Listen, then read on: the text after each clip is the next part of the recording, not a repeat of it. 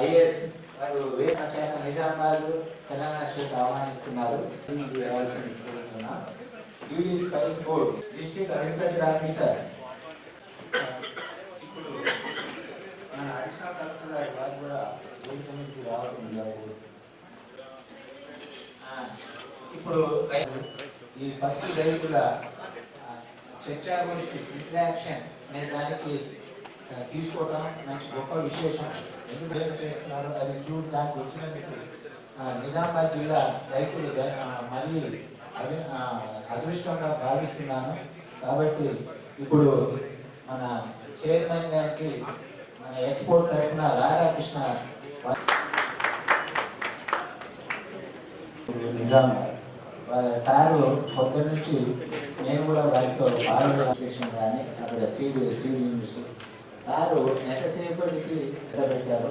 అపార అనుభవం ఉంది. వారి అనుభవాన్ని మనం అందరం షేర్ చేసుకోవాలని నేను as a JD horticulture Telangana స్టేట్గా కోరుతున్నాను. ఇప్పుడు ఈ సమావేశానికి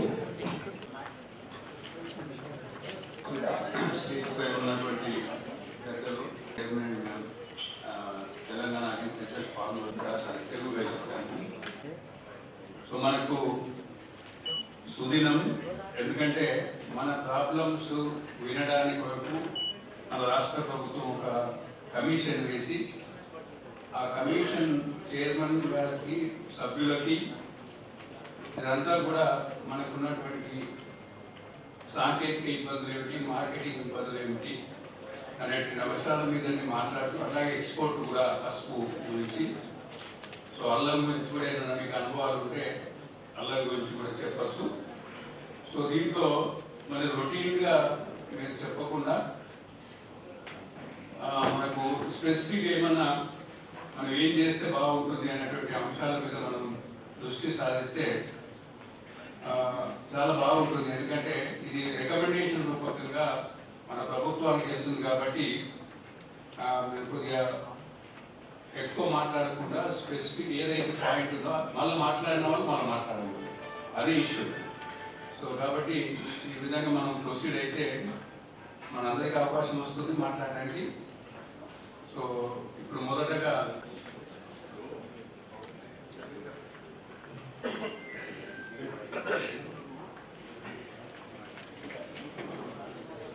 స్పైస్ బోర్డ్ నుంచి వారి యొక్క ప్రెజెంటేషన్ ఇవ్వాల్సిందిగా కోరుతా ఉన్నాను.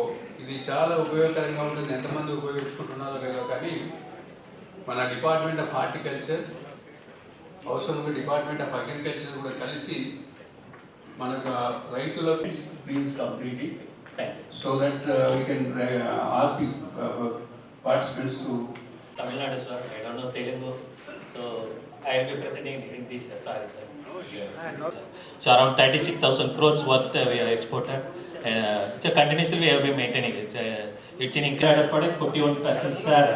So old copper and chili, cumin, mint products, total agri export, and 37% of horticulture exports from India. Next slide.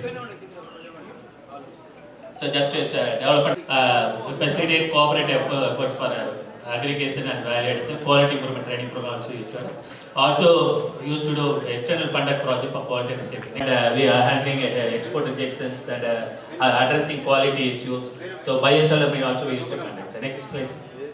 3 years, 5 years before Telangana was the number 1 rank, but last 3 years it was due to price reason it decreased last 2 years, but this year again it got increased. Now around 60,000 acres maybe there.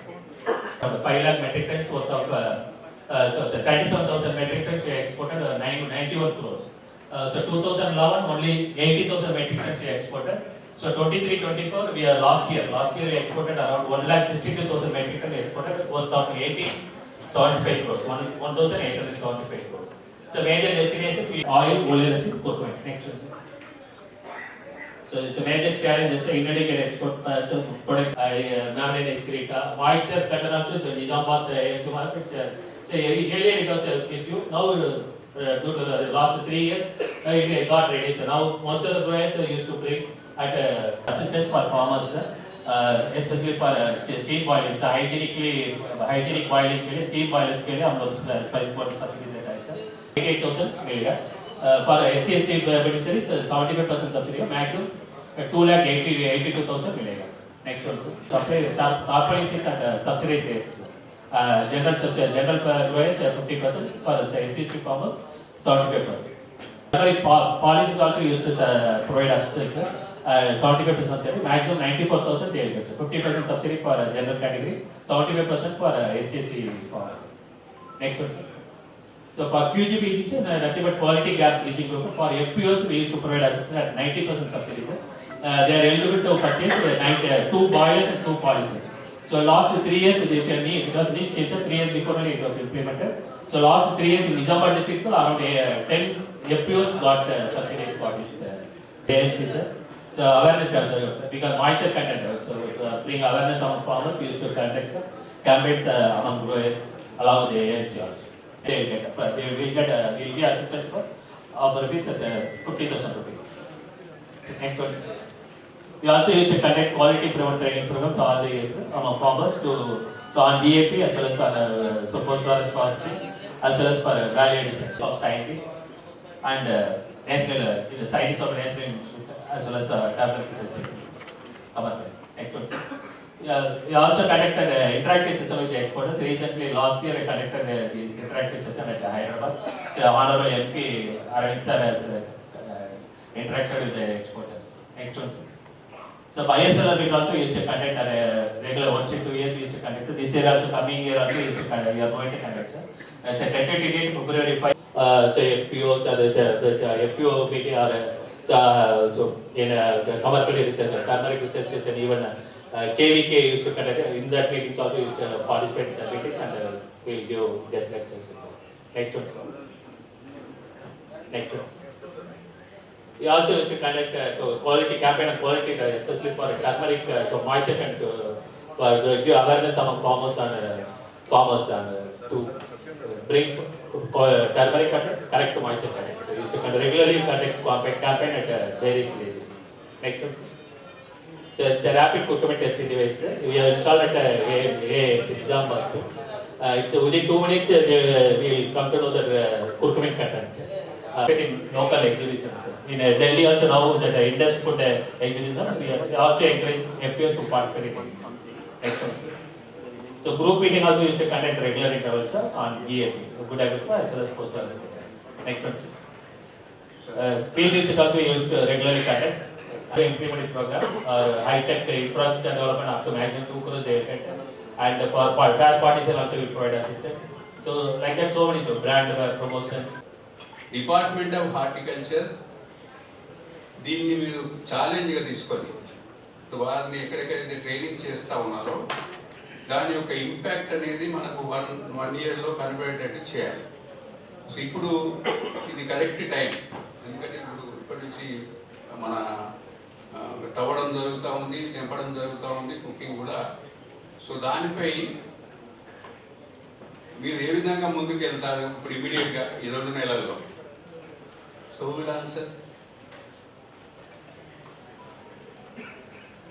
Sudarshan sir, what sir is asking, you are implementing all schemes, but outreach and it is not gone to the farmers level and farmers not aware of all schemes.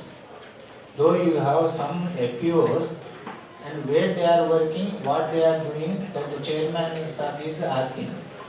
You reply in English also, sir will explain, VC sir will explain. Sir, Nizamabad office was established in the year. No, we are not denying your efforts. Yes, sir. But ఇంత efforts చేసినప్పటికి కూడా రైతుల్లోకి ఏ విధంగా వెళ్ళాలి, మీరు ఒక action plan ఇవ్వాలి మనకి. So you have to give an action plan in consultation with JD Horticulture and also university. How we have to help technically and how you cannot reach out to all the farmers. Only the source is JD Horticulture.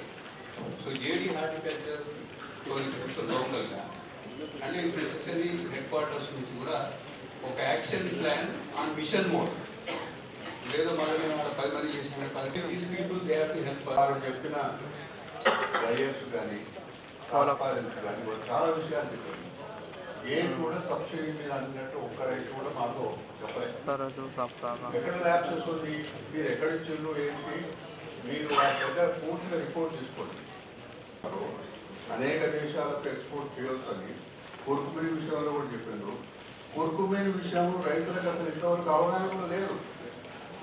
అందువల్ల వాటి దగ్గర పూర్తిగా ఇంత ముందుకు వచ్చి so అటువంటిప్పుడు మనకు argument variety ఏదైతే ఉందో, ఏదైతే 4 to 5% ఉన్నటువంటి దానికి మనం ఈక్వల్గా ప్రైస్ కన్స్యూమ్ కంటెంట్ కంపేర్ చేస్తే ఏది ఎక్కువ వస్తుంది.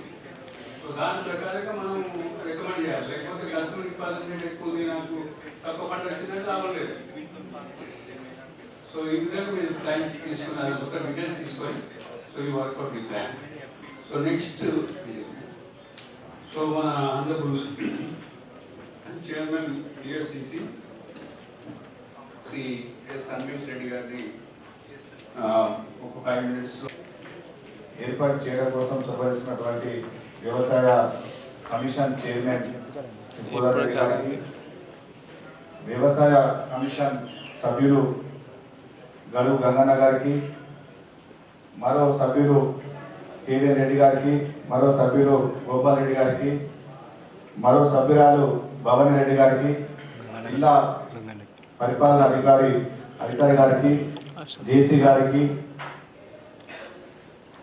Corporation union cooperative union corporation chairman Mohan నాన్న గారికి, ఉర్దూ అకాడమీ చైర్మన్ తాహిర్ బిన్ ఆమ్దారన్న గారికి, మార్కెట్ కమిటీ చైర్మన్ ఉపరెడ్డి గారికి, వైస్ ఛాన్సలర్ రాయరెడ్డి గారికి, వేదిక మీద అందరికీ, అట్లాగే వేదిక ముందు ఉన్నటువంటి రైతు సంఘాల నాయకులు, రైతులకు అందరికి కూడా నమస్కారం తెలియజేస్తున్నాం. చాలా మంచి ఒక సబ్జెక్టు మీద వచ్చిందన్న మీరు.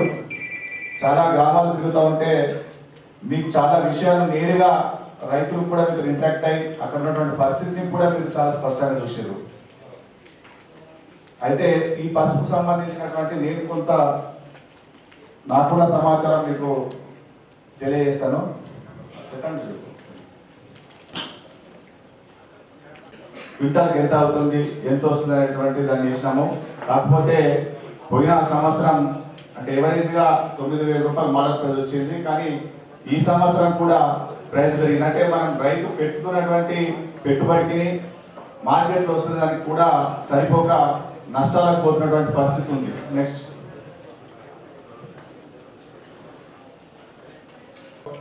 ఆనాడు కాంగ్రెస్ పార్టీ ప్రభుత్వం అధికారం ఉన్నప్పుడు మార్కెట్ ద్వారా కొనుగోలు చేస్తామనేటువంటి కొంత కొనుగోలు చేయడంతో 11,000 నుంచి దాదాపు 16,000 18,000 దాకా ధర పలిగినటువంటిది 2009-10 ఆ ప్రాంతంలో పరిశోధన కేంద్రం కమ్మరిపల్లి మండలంలో ఏర్పాటు చేయడం జరిగింది. పసుపు శుద్ధి కోసం కూడా నిజామాబాద్ జిల్లా వేల్పూర్, మోర్తాడ్ మండలం, తిమ్మాపూర్తో పాటు దర్పల్లి ఆ గ్రామాలలో 3 దగ్గర 5 ఎకరాల చొప్పున ఆ పసుపు శుద్ధీకరణ కోసం ఏర్పాటు చేసింది. కానీ అది ఎక్కడ కూడా హార్టికల్చర్ వాళ్ళు దాన్ని ఉపయోగంలోకి తీసుకురాకుండా దాన్ని బీడుగా ఉంచినటువంటి పరిస్థితి ఉంది.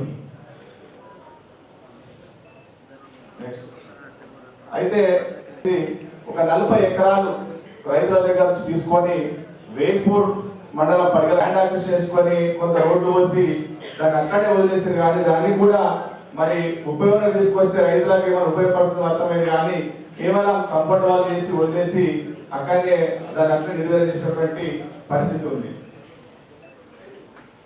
ఇకపోతే లాస్ట్ 2019లో కూడా ఈ పసుపు బోర్డు ఏర్పాటు చేస్తామని మాట ఇచ్చి ఆ రోజు పసుపు బోర్డు కూడా కేంద్ర ప్రభుత్వం ఇవ్వలేదు. తర్వాత పసుపు బోర్డు కంటే మెరుగైంది అని చెప్పి ఒక ప్రాంతీయ కార్యాలయం ఏర్పాటు చేసింది. ఇది వరకు స్పైసెస్ బోర్డు సంబంధించినటువంటి అంశం ఏదైతే చెప్పిండ్రో ఆ స్పైసెస్ బోర్డు వల్ల పసుపు రైతులకు మేలు జరుగుతుందని చెప్పేసి స్పైసెస్ బోర్డు ప్రాంతీయ కార్యాలయాన్ని నిజామాబాద్ లో అసిస్టెంట్ డైరెక్టర్ ఉన్నటువంటి పోస్టును డైరెక్టర్ స్థాయిలో ఫిల్ చేసి ఇదే పూర్తిగా పసుపు ఆదుకుంటుందని చెప్పే ప్రయత్నం ఆనాడు కేంద్ర ప్రభుత్వం చేసింది.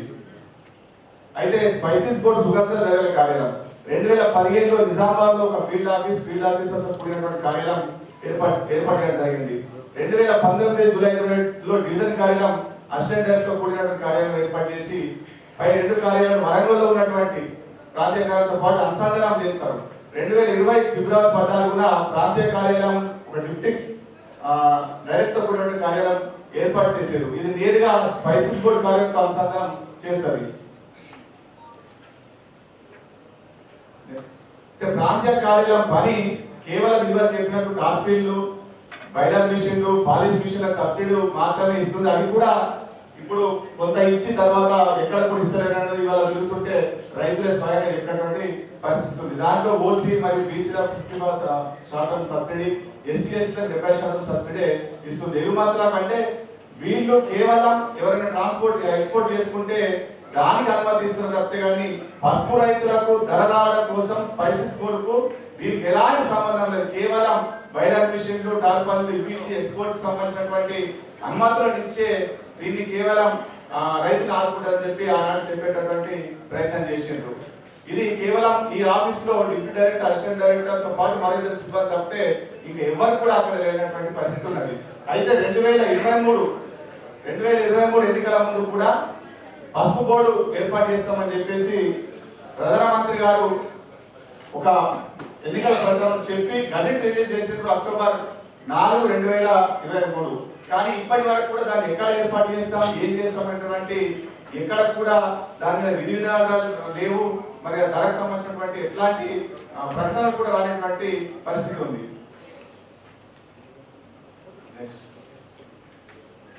అయితే ఇక్కడ ఎగుమతులు దిగుమతులకు సంబంధించినటువంటి అంశంతో ధర వస్తుందని చెప్తుంది. దాంట్లో క్లియర్ గా 2004 నుంచి ఇప్పటి వరకు ఎగుమతులు దిగుమతులు ధర కూడా రాలేదు.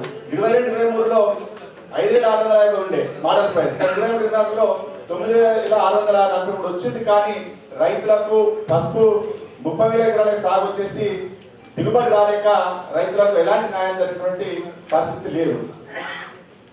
ఒకసారి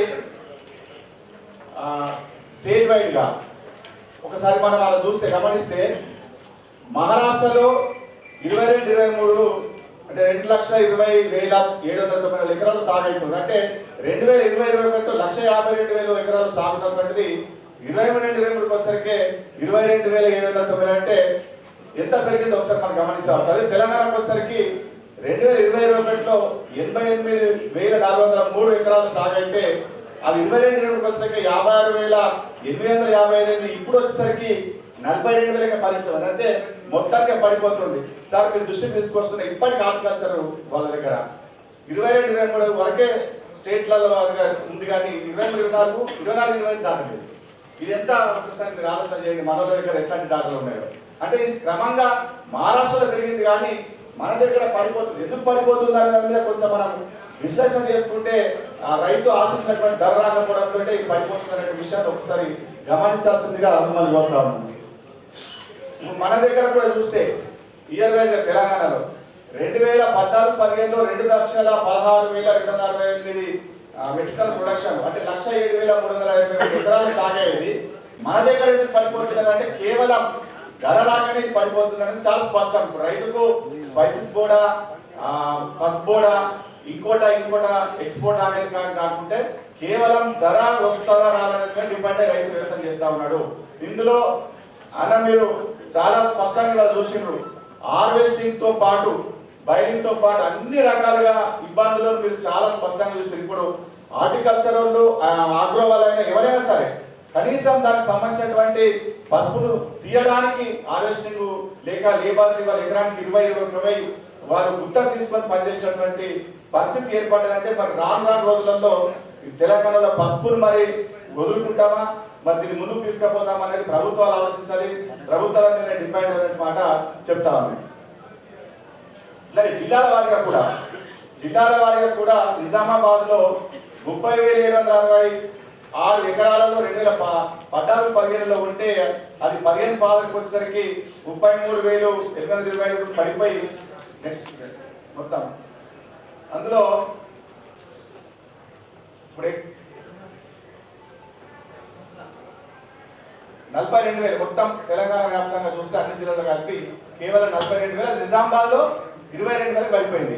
అంటే 30,000 33,000 ఉన్నటువంటిది ఎంతమంది ఒకసారి అర్థమవుతుంది.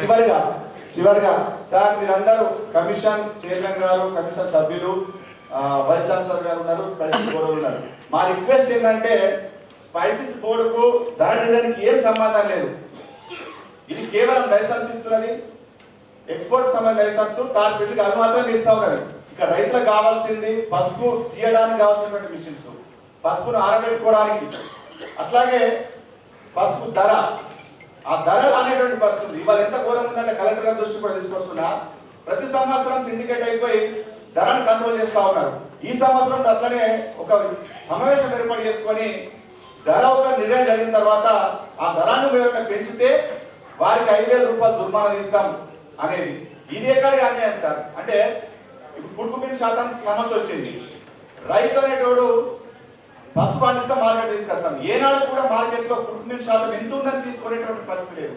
వెరైటీ వైజ్ గా ఇది ఏ రకం ఎంత ధర అనేటువంటి చూసి కొనేటువంటి పరిస్థితి. కేవలం మార్కెట్లో పసుపును దాని స్టాండర్డ్ చూసి తేమ శాతం చూసి ధర నిర్ణయం చేస్తారు. అది కూడా ఆన్లైన్ లో కోడ్ చేస్తున్నారు. ఇది వరకు గతంలో రేట్ కోడ్ చేస్తా ఉన్నారు. గుంటూరు ఏదైతే చేస్తున్నామో ఆ ఎర్ర గుంటూరు మరి కుటుంబం పెరగడానికి కోసం ఏం చేస్తే పెంచగలుగుతాము, పెంచితే మన ధర వస్తుందా, దాన్ని చూసి ఏమైనా కొనుగోలు చేస్తారా అనేది కూడా మా అధికారులు ఏమైనా ప్రయత్నం చేస్తే మేము అది చేయడానికి సిద్ధంగా ఉన్నాము. మా దగ్గర ఉన్న వెరైటీ మేము 20 ఏళ్ళ నుంచి మేము దాన్ని విత్తనంగా వాడుకుంటా ఉన్నాము. కాబట్టి దానికి మీరు కుటుంబం పెరగడానికి ఏమేం చేయగలుగుతారు? మన కుటుంబం శాతం చూసే కొనుగోలు చేసేటువంటి వ్యవస్థను ఏర్పాటు చేస్తారా?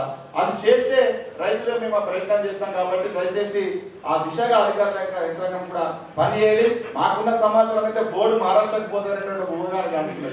మరి అధికారిగా పోతే నిజామాబాద్ లో అసలు బోర్డు డిమాండే దేశంలోనే నిజామాబాద్. మన నిజామాబాద్ రాకుండా పక్కకు పోతే కొంచెం దాన్ని కాపాడాల్సినటువంటి బాధ్యత అధికారులు అందరి మీద ఉందనేటువంటి విషయం తెలియజేస్తూ ముగిస్తున్నాం. వాళ్ళ దగ్గర నుంచి మనం శాతం చూడాలి. అది టాప్ రేట్ ఈ సంవత్సరంలోనే రావాలి. అది వస్తే ఏమవుతుందంటే అప్పుడు ఇప్పటి నుంచి అవేర్నెస్ క్రియేట్ చేస్తే రైతు ముందు కొత్త వెరైటీలను కూడా మనం ఇంట్రడ్యూస్ చేయడానికి అవకాశం ఉంటుంది. రైతులకు కూడా లాభం జరుగుతుంది.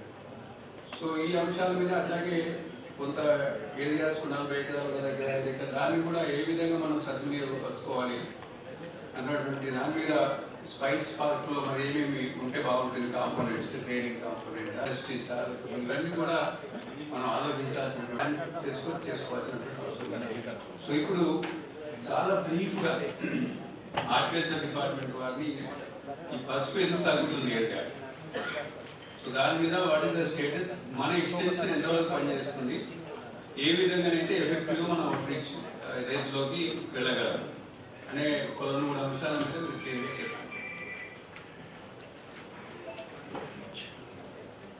కర్ఫ్యూమెంట్ ఎక్కువగా ఉన్నారని మనం మోడల్గా ఒక 10% ఇక్కడ మన ఏదైతే దుగ్గిరాల వెరైటీ బరువు బాగా వస్తుంది, కానీ కర్ఫ్యూమెంట్లో తప్పు ఉందనే ఉద్దేశంతో కొత్త వెరైటీస్ ఇంట్రడ్యూస్ చేయాలని ఇనిషియేటివ్స్ తీసుకోవడం జరిగింది.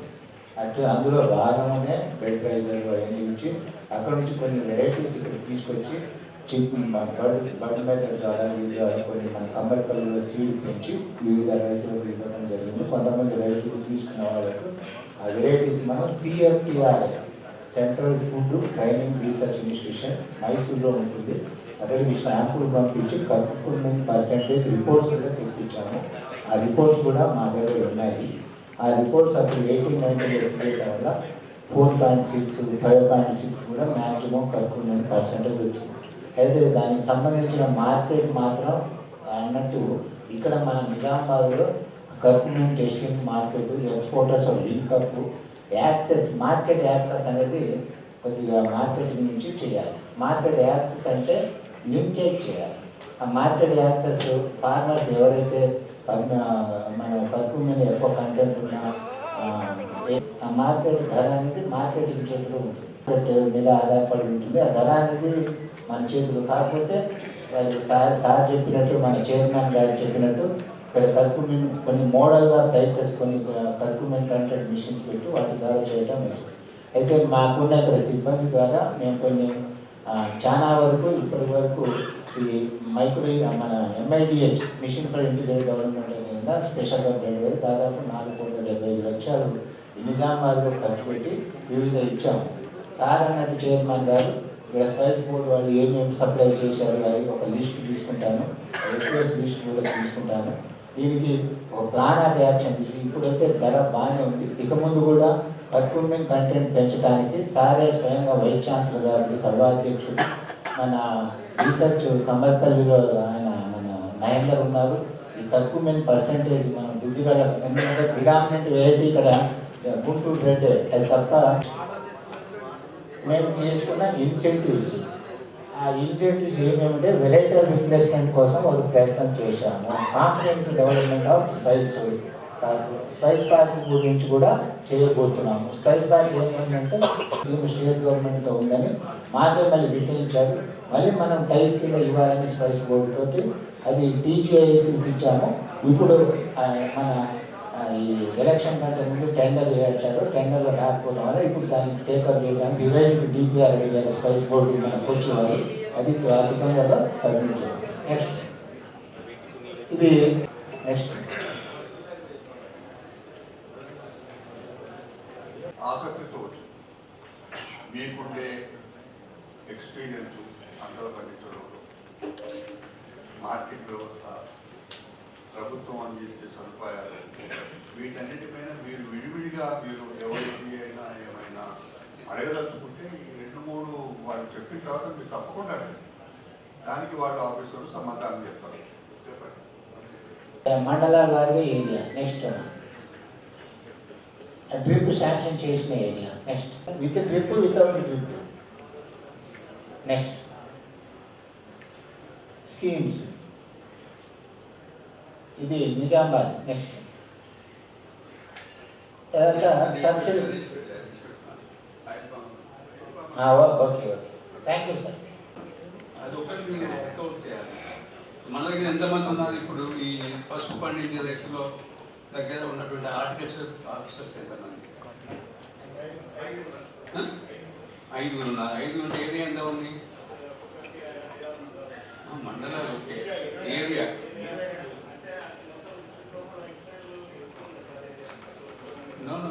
మీరు 22,000 ఎకరాలు 22,000 ఎకరాలు కదా, 5 మంది 5 అంటే ఎంత వచ్చినట్టు మనిషికి 4,000 ఎకరాలు ఒక హార్టికల్చర్ ఆఫీసర్. అగ్రికల్చర్లో కూడా మనం ఏం చేస్తున్నామంటే 5,000 ఎకరాలకు ఒక అగ్రికల్చర్ ఆఫీసర్. సో కాకపోతే ఏంటంటే ఇక్కడ మనకు ఒక్క దగ్గర ఉన్నది కాబట్టి కొద్దిగా దూరంగా ఉంటుంది కాబట్టి మనం ఎక్కువ అడుగుతాం తర్వాత కొంచెం. సో ఇప్పుడు ఈ 5 మంది ఏ విధంగా మనకు రైతుల దగ్గరికి వెళ్ళాలి, అది మీరు స్టేట్ పోవడం కాదు, మీతోని ఈ అలైడ్ డిపార్ట్మెంట్ లైన్ డిపార్ట్మెంట్స్ తీసుకొని వెళ్ళాలి. అట్లయితే ఎఫెక్టివ్ అవుతుంది.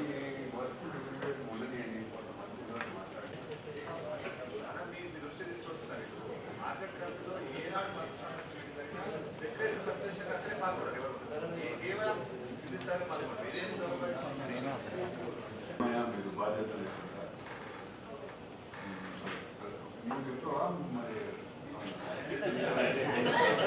నమస్కారం.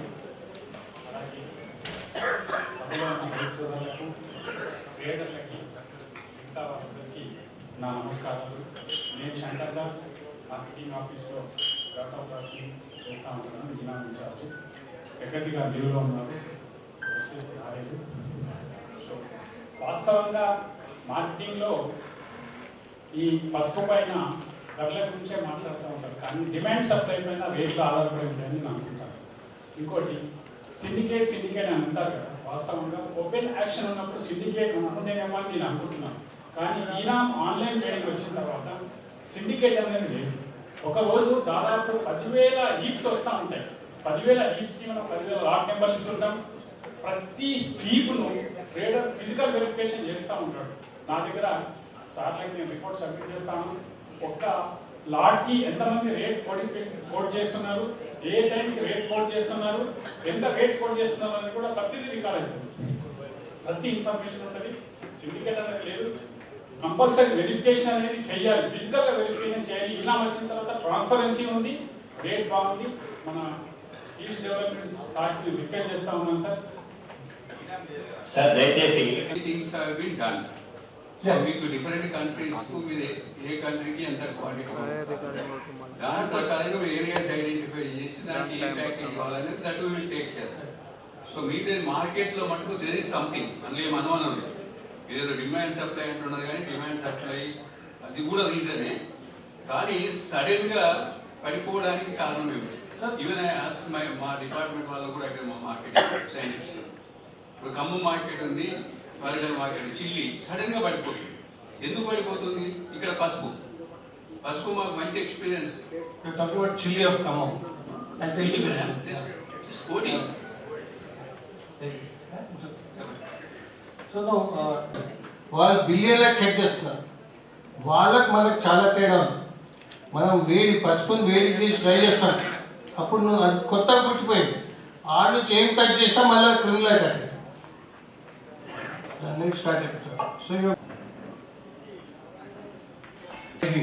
in Chile, NCDX was removed, the Chile product was removed from NCDX. Here, NCDX will play a part on the pricing. And so commodity exchange will play a part in pricing. Let it be a natural demand and supply. That has to be taken. And sir, one more point is, farmers should be taken to other states for a industry, other farmer visit, so that they learn from them. We can call those people also here. It's an exchange program.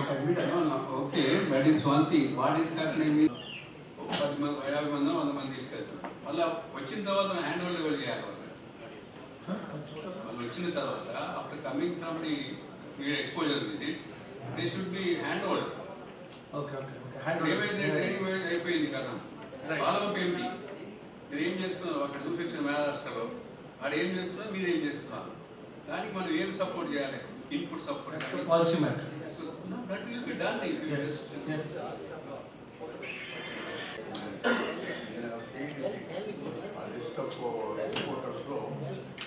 Our exporters होता है जो हम charge करते हैं, ये जो अभी तक अपने किसान भाई बोल रहे थे कि 5000 में भी हमारे ऊपर यही ब्लेम लगता था कि ये लोग आपस में मिल गए।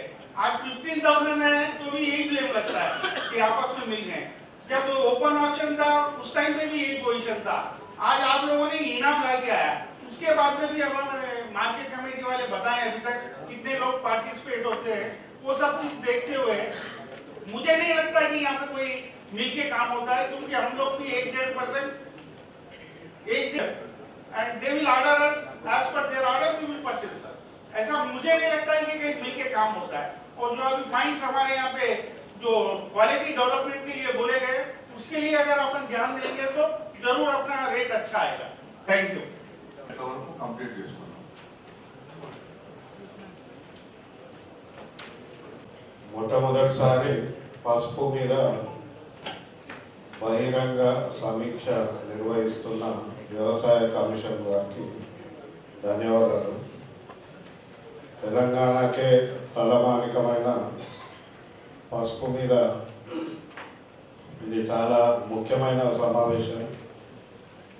ఎందుకంటే చాలా క్రిటికల్ సమయంలో, సంక్షోభ సమయంలో మనం ఈ సమీక్ష చేస్తున్నాం. అయితే కొన్ని విస్తృత ఆలోచనలు చేయాల్సిన అవసరం ఉంది.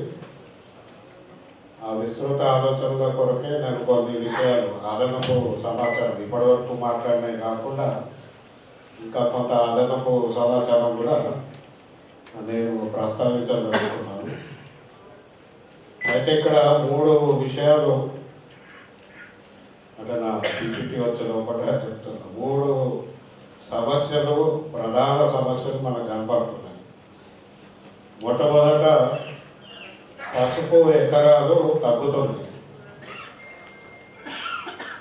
1,00,000 పైన ఉన్న ఎకరాలు తగ్గడం అనేది చాలా తీవ్రమైన సమస్య. రెండవ సమస్య, రైతుకి గిట్టుబాటు ధర రావడం లేదు. ఇది ఎందుకు? మూడవది, ఉత్పత్తి ఖర్చు పెరుగుతుంది. ఉత్పత్తి ఖర్చు ఎందుకు పెరుగుతుంది? మరి ఎక్కడ దీనికి పరిష్కారాలు? అయితే ఇంకో 4వ విషయము మనం సాధారణంగా పట్టించుకోండి. పసుపు ప్రతి ఇంట్లో వాడుతున్నాం. పేరుకి మనకు పర్ క్యాపిటల్ కన్జంప్షన్ అంటే నెత్తికి 235 గ్రాములు సంవత్సరం వాడతామని సంవత్సరం డేటా ఉంది. కానీ అది పసుపేనా? మనం వాడుతున్నది పసుపేనా? పసుపు కాదు, చాలా ధర పెరిగింది. కానీ సగటు భారతీయ కుటుంబానికి నాణ్యమైన పసుపు అందడం లేదు. మనం చూస్తున్న పసుపు కాదు, చాలా మటుకు అందులో అనేక రకాల మిగతాలు ఉన్నాయి, ఇంకా అనేక సమస్యలు ఉన్నాయి. Next please.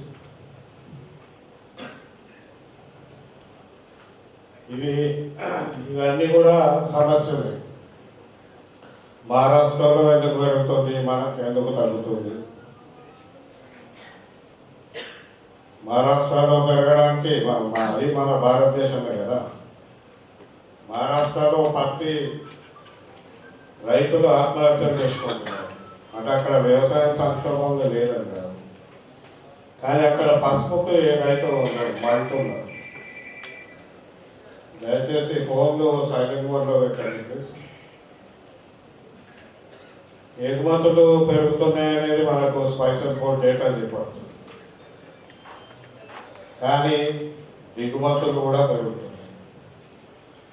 ప్రపంచంలో 75% పసుపు ఉత్పత్తి చేసే భారతదేశము దిగుమతి ఎందుకు చేసుకుంటుంది? దిగుమతి చేసుకోవాల్సిన కారణం ఎందుకు బట్టి? ఇవన్నీ ఉన్నాయి. నేను గౌరవ కమిషన్ గారికి నా సజెషన్ ఏంటంటే, అనేక విషయాలు ఉన్నాయి. ఈ పసుపుకు సంబంధించిన ప్రభుత్వ శాఖలు ఏవైతే ఉన్నాయో, కేంద్ర రాష్ట్ర ప్రభుత్వ శాఖలు, ఇవి సైలోస్లో పనిచేస్తున్నాయి. ఎవరికి వాళ్ళే పనిచేస్తున్నారు, వాళ్ళ మధ్య సమన్వయం లేదు. ఈ సమీక్ష తర్వాత బహుశా ఒక కమిటీ వేసి, అంటే ప్రభుత్వ శాఖలతో కూడిన రైతు ప్రతినిధులతో కూడిన ఒక కమిటీ వేస్తే మనం ఒక పరిష్కారం తీసుకొని రావచ్చు. ఈ సమీక్ష కూడా పరిష్కారం కొరకే చేసేది కానీ వీళ్ళని వాళ్ళని నిందించడం కాదు. సో ఇది నింద కొరకు కానీ ఎవరినో దోషిగా నిలబెట్టడం కొరకు కానీ ఈ సమీక్ష చేయడం లేదు. రైతులు ఎదుర్కొంటున్న సమస్యలకు, తెలంగాణ ఎదుర్కొంటున్న పసుపు సమస్యకు పరిష్కారము ఏముంటాయి, ఎట్లా ఉంటాయి అనేది దాని కొరకే. Next please. నెక్స్ట్, ఇది ప్రపంచవ్యాప్తంగా గ్లోబల్ మార్కెట్. కుర్కుమిన్ అంటే పసుపు మార్కెట్ వేరు, కుర్కుమిన్ వేరు. పసుపు నుంచి తీసినాక కుర్కుమిన్ ఉంటుంది. ఆ కుర్కుమిన్ వాల్యూ, దాని యొక్క విలువ 1328 కోట్లు అనేది ఒక అంచనా. ఇది 9% ప్రతి ఏటా పెరుగుతుంది అనేది కూడా ఒక అంచనా. వచ్చే 8 ఏళ్ళలో 9% పెరుగుతుంది. అంటే ఇక్కడ డిమాండ్ లేక కాదు, మనం అర్థం చేసుకోవాల్సింది పసుపుకి డిమాండ్ లేకుండా ఉండే ప్రసక్తే లేదు. ఇప్పుడు కోవిడ్ తర్వాత, కరోనా తర్వాత పసుపుకి ఇంకా డిమాండ్ పెరుగుతుంది. ఎందుకంటే మన రోగ నిరోధక శక్తి పెంచుకోవడానికి పసుపు వినియోగము అంతర్జాతీయంగా పెరిగింది. మనం ఎప్పటి నుంచో వాడుతున్నాం, కానీ మిగతా దేశాలు ఈ మధ్య ఈ 4 ఏళ్లలో పసుపు వినియోగం, కుర్కుమిన్ వినియోగము చాలా పెరిగింది.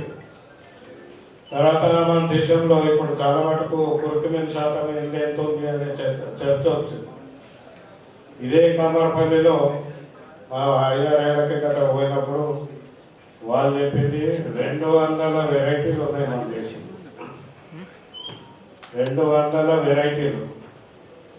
మరి వెరైటీల పర్ఫార్మెన్స్ అంటే వీటి కుర్కుమిన్ ఎంత, ఇవి ఎక్కడ ఎంత, ఏ నెలలో ఎంత పడుతుంది, దిగుబడి ఎంత, ఈ పర్ఫార్మెన్స్ అసెస్మెంట్ జరగక మనం ఈరోజు పైన మాట్లాడుకుంటున్నాం.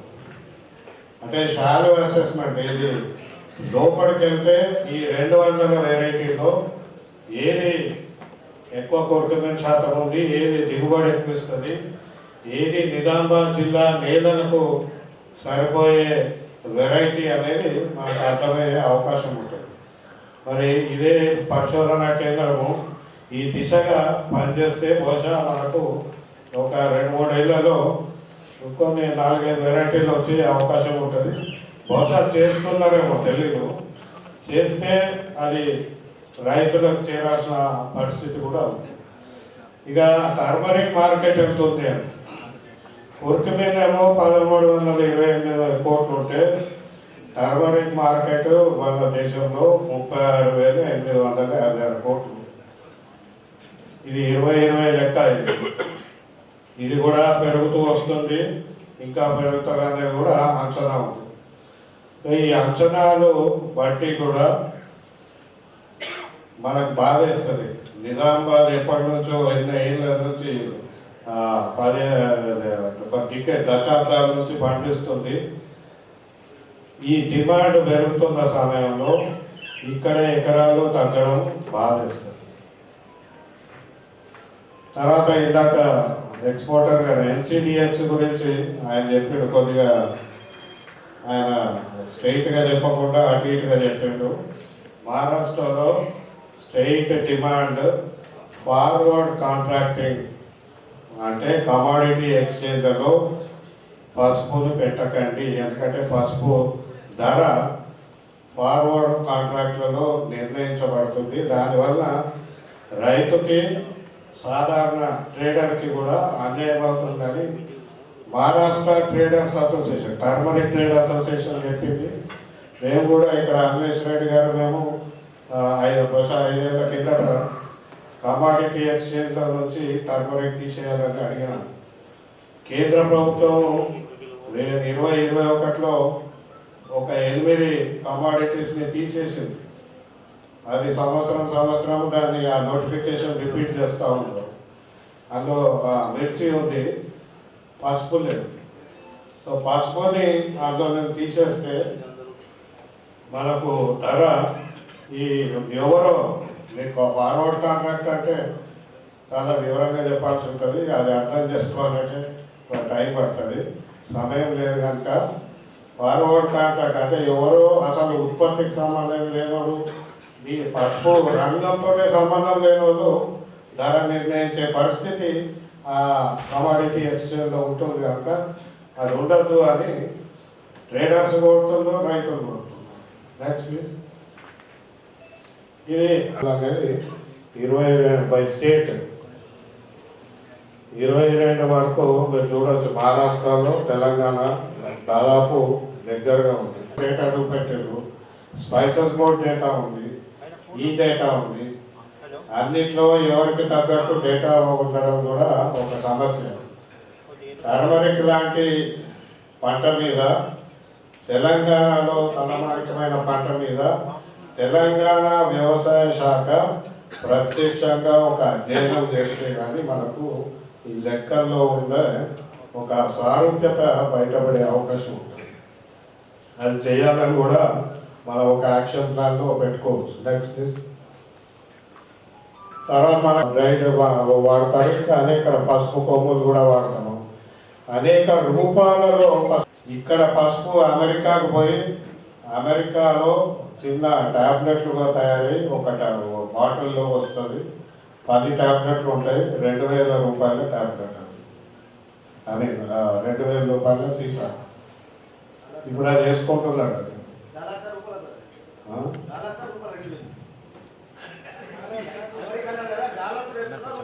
రూపాయి ఇక్కడికి వస్తుంది. మళ్ళా అక్కడ తయారై ఇక్కడికి వస్తే ఇక్కడ డాక్టరు 2,000 రూపాయలకు ఆ సీసా ఇస్తున్నారు. ఇక్కడ డాక్టర్ 200 కోట. Next please. అంటే దాంట్లో నుంచి లిక్విడ్ తీస్తారు.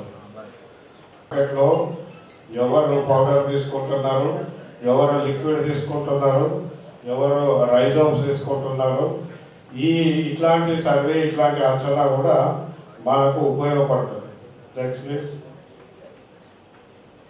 ఇది కన్జంప్షన్ ఎక్కడ గ్రాములు అయితే మన ఈశాన్య రాష్ట్రాల్లో 441, మనకంటే ఎక్కువ వాళ్ళు వాడుతున్నారు.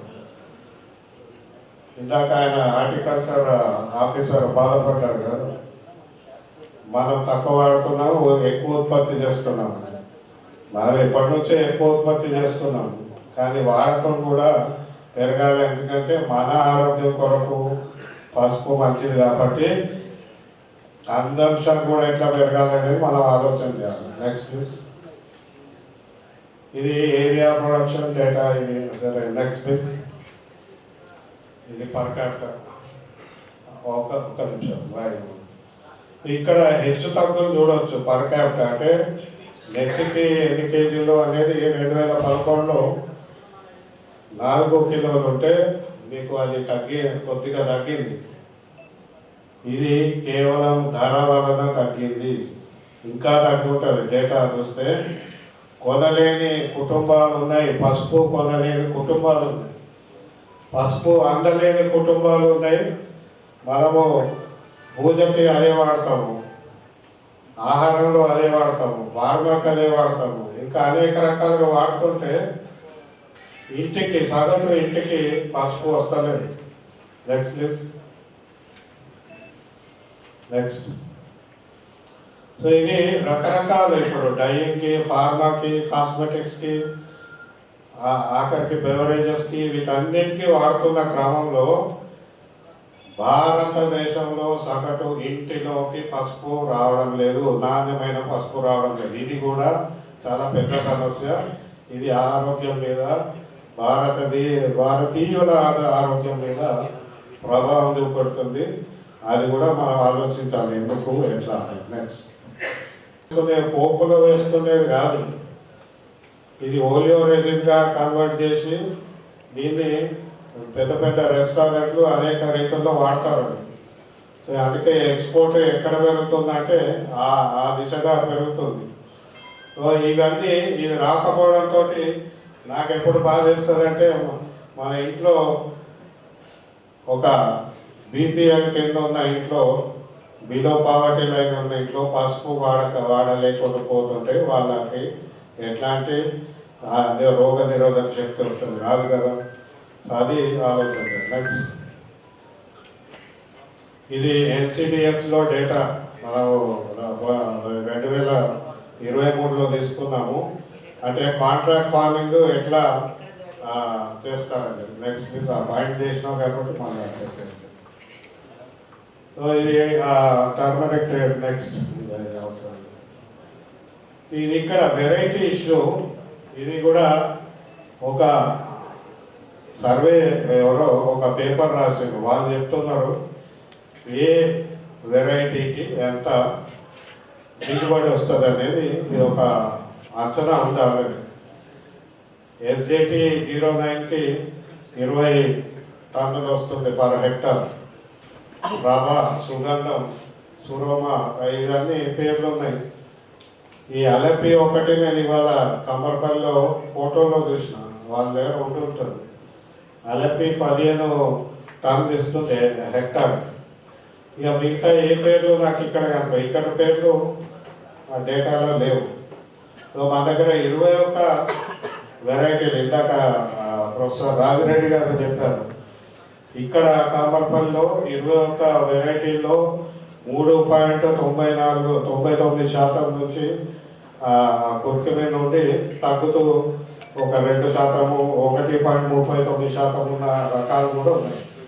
వాళ్ళ లిస్ట్ ఉంది, కానీ ఇవి రైతుల దగ్గర లేవు. మనం ఏ రైతును అడిగినా మేము ఎర్ర గుంటూరు వాడుతున్నాము లేదా దుగ్గిరాల వాడుతున్నాము.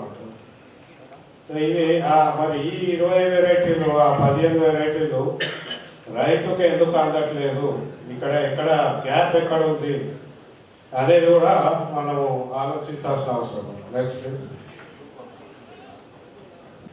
పసుపు 82% భారతదేశమే వాడుతుంది.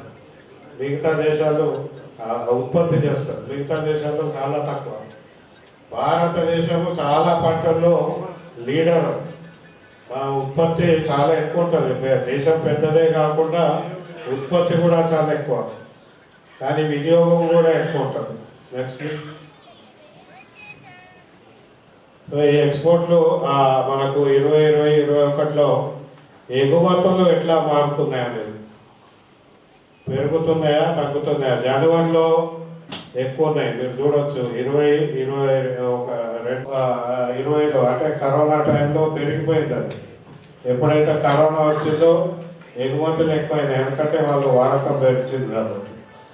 సో ఏ నెలలో ఎంత ఎగుమతులు అవుతాయి దాన్ని బట్టి కూడా మన ధర, మార్కెట్ ధర మీద ప్రభావం ఉంటుంది. అది కూడా మనం అర్థం చేసుకోవాలి. నెక్స్ట్, ఎగుమతి ఎక్కడికి పోతుందంటే మిడిల్ ఈస్ట్ ఎక్కువ పోతుంది. అంటే మన దుబాయ్ ఇట్లాంటి దేశాలన్నిటికీ ఎక్కువ పోతుంది. ఇక అమెరికా కూడా పోతుంది. అమెరికా అంటే ఎక్కువ ఫార్మాసిటికల్, కాస్మెటిక్. Next please. ఇవన్నీ బ్యాంకు రుణం, ఇది ఒక సమస్య. అసలు పసుపు రైతులకు బ్యాంకు రుణాలు అందటం లేదు. ఆ ఇచ్చేటిది కూడా స్కేల్ ఆఫ్ ఫైనాన్స్ బట్టి ఇవ్వట్లేదు. స్కేల్ ఆఫ్ ఫైనాన్స్ అంటే ప్రతి మండలానికి ఒక కమిటీ ఉంటుంది. ఆ కమిటీ ఉత్పత్తి ఖర్చు బట్టి ప్రతి సంవత్సరము ఎంత దానికి ఫైనాన్స్ ఇవ్వాలి, మా బ్యాంకు లోన్లు ఎంత ఇవ్వాలి అనేది వాళ్ళు నిర్ణయిస్తారు. దాన్ని బట్టి కూడా ఇది మనం చూడొచ్చు. 80,000 2022-23లో నిర్ణయించారు. కానీ అంత రుణం రైతుకి ఇస్తున్నారా? అసలు పసుపు రైతులకి బ్యాంకు రుణాలు అందుతున్నాయా లేదా? ఎందుకంటే అందకుంటే దాని యొక్క ఖర్చు మళ్ళీ బయట అప్పులు తీసుకొస్తే దాని ఖర్చు కూడా పెరుగుతుంది. సో ఈ మనకు పంట సాగుకి ఇప్పుడు పసుపు చూడండి 75,000 ఇస్తారంటారు, కానీ అది అందరికీ అందట్లేదు. నెక్స్ట్, అయిపోయింది. ఈ పసుపు నుంచి ఏమేమి ప్రోడక్ట్స్ అయ్యి, ఇది ఒక రైతు తమిళనాడులో ఈరోడు దగ్గర రైతు. ఈ రైతు నెక్స్ట్ వెనకకు పో సార్, వెనకకి.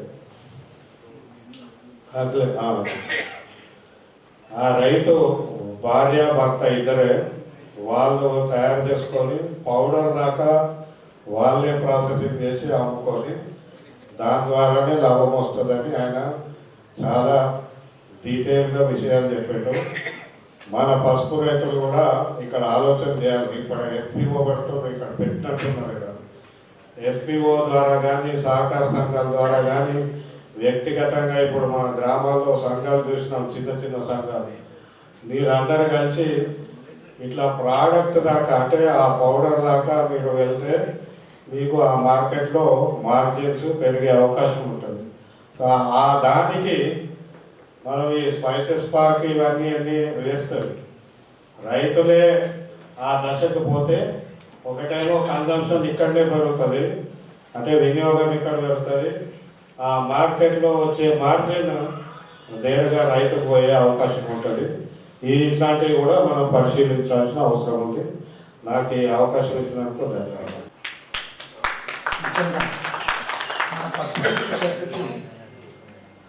చాలామంది రైతు నాయకుడు, మీరు వ్యవసాయంలో ఎలుగు సార్లు తెలిసిన వాళ్ళు, వాళ్ళు పంట తెలిసిన వాళ్ళు, భూమిని నమ్ముకొని భూమిని ఎట్లా బతకాలని తెలిసిన వాళ్ళు మీరు. ఇట్లాంటి వారు అసలు మెయిన్ సార్ చూస్తున్న ఈ టైం వరకు వచ్చినాం మేము. ఈ ఆశ ఏంటిదంటే మా సబ్జెక్టు సార్, మీరు ఇంతవరకు పసుపు గురించి మొత్తం రాధాకిషన్ గారు, మా రైతులు కానీ ఆఫీసర్స్ కానీ చెప్పారు సార్. ముఖ్యంగా జరిగేది సార్, రైతుకు అన్యాయం జరుగుతుందంటే